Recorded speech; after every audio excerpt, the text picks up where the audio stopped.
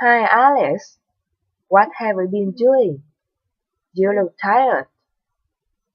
I stayed up late last night to watch the Olympics.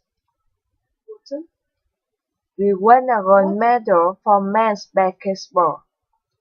We also won the silver medal for women's tennis. That's great. What about gymnastics?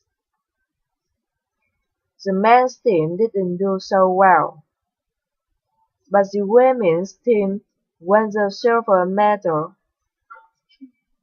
I haven't had much time to watch, but I saw the opening ceremony. What have you been doing this summer? I've been playing baseball and taking swimming lessons. I like to watch baseball. Maybe I can come and watch the team play sometime.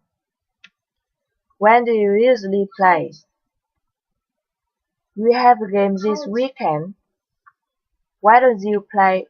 Why don't you come and watch us play in the park? Sure. Just let me know what time the game starts. See you later. Bye.